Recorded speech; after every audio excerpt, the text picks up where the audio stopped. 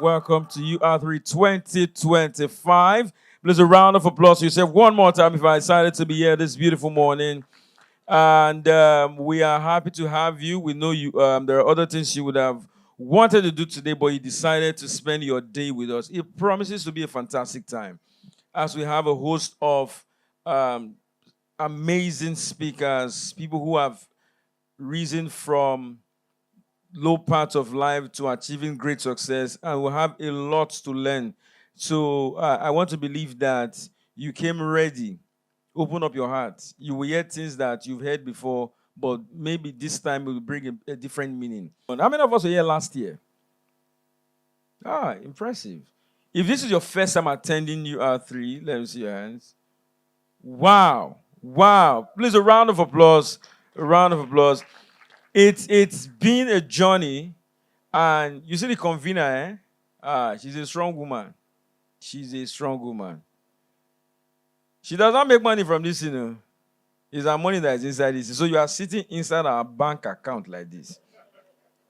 But because she desires that she must impact the world with what God has given to her, she keeps doing this every year. Please, let's put our hands together for our convener. Thank you very much for not giving up, for pushing. So we're going to have the convener fireside chat. So right now, I'd like to welcome on stage the amazing convener. Put your hands together as we welcome the super amazing StephREDD Kadiri. Is that the best you can do? Thank you very much. Good morning, everyone. Happy Saturday. I hope it was not too hectic starting the year 2025. But even if it was, StephREDD is here to give us some strategies for resilience, right? Hopefully. If you've done this for 6 years, then six editions. Exactly. 5 years, 6 editions. So this is the 6th edition. So if you've done it for 5 years and you're on 6, then you experience enough, right? She just doesn't want to be proud. Please, let's make her feel comfortable, warm. So yesterday, incidentally, I had her on my show at 1 p.m. on Channels Television. And, of course, we're talking about resilience and all. And she was all talking about motivation and all that. And I had to push her, to an extent to say, come on, Steph. You're sounding like a motivational speaker. She said, yes, well, I'm not a motivational speaker. And I meant to say that we have so many people who will come and tell you, oh, you have to be willing and everything. But the truth is, the realities of Nigeria, that it doesn't work like that. You have to give me the reality. You have to give me steps, something I can hold on to. That's how I can relate.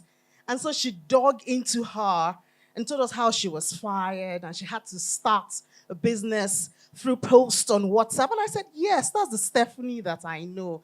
And at the end of the day, I have to tell you, anybody who watched that program, I know Amaomi called me later. And that was the core of our conversation yesterday. So that's why I believe that for you to have held on. I mean, I've known you for many years. So I know some of those stories firsthand and how you came back up. So we believe that, yes, you're telling us to maintain optimism, but you're actually living it.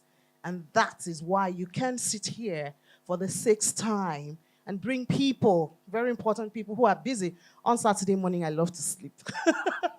And I know a lot of women would love to, because as a woman, you know how many parts of your life. So we really celebrate you.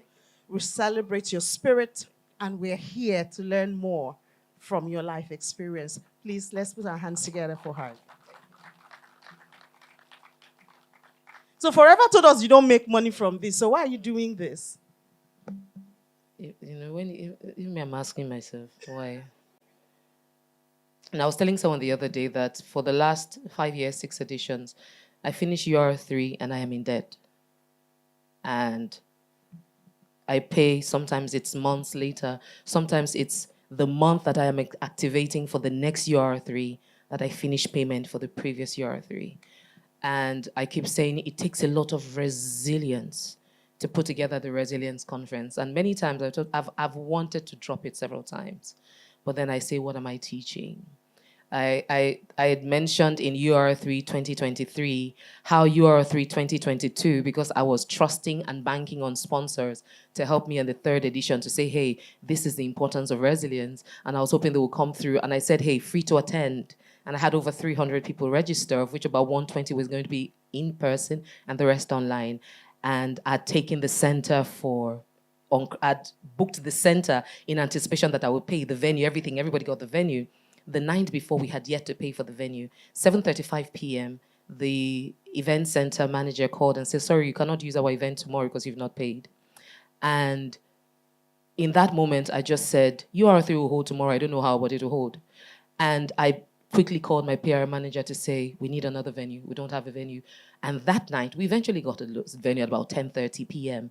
and then started looking for how to set up. And then I ran back to send emails to everyone because, yes, I'm at the front and I'm at the back end, to send emails to all those that have registered. Sorry, we had a bit of a hitch, but the new venue is going to still be as fantastic as ever. Like Forever said, because he was one that MC that year, Forever said maybe they turned off their data. They didn't get it. Because by the next morning, a venue that was set up for 120 people, only 6 people came. For the food, so aside from the camera crew, photography crew, my husband and I, the people that came based on registration were 6. And it was quite heartbreaking. Yes, there were 24 people online, but then in there, to just see 6 people with all the work that had gone into it. And in that moment, it took a lot not to sink. But one of the things I told myself was, I can't be teaching resilience and not be resilient.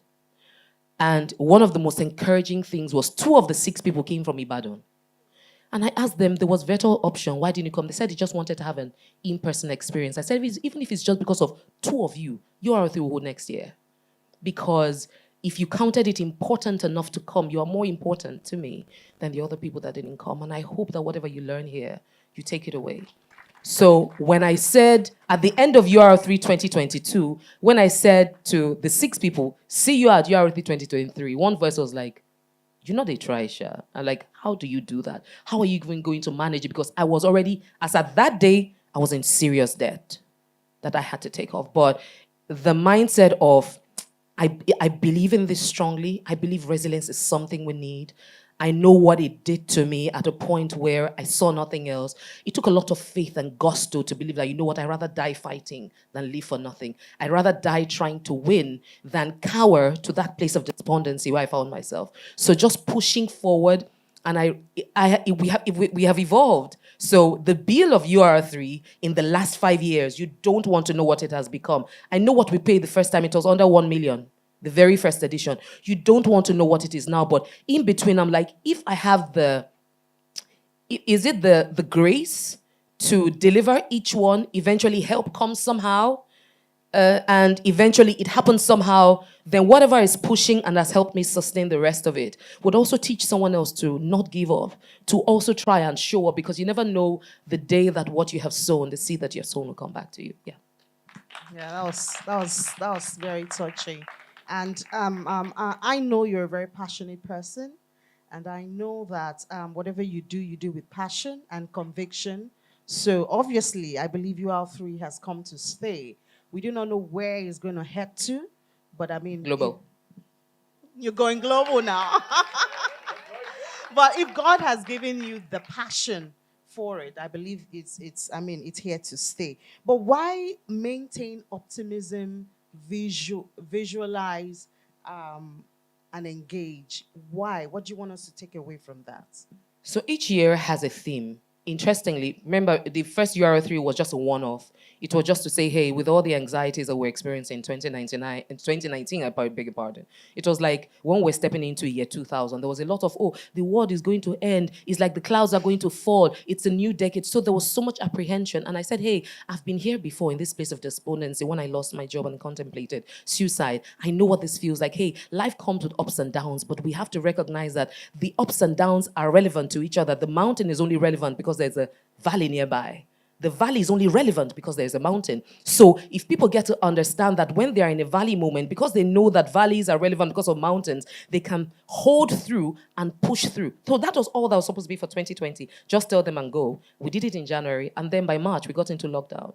So it was in the middle of the lockdown, like, okay, life does happen. We have to make this a reminder, particularly at the beginning of the year, because we all enter each year with New Year goals and aspirations. And then somewhere in between, we forget it. But to remind us that no matter what comes. So when that happened, we moved into 2021 and said, hey, blooming regardless of what happened in 2020.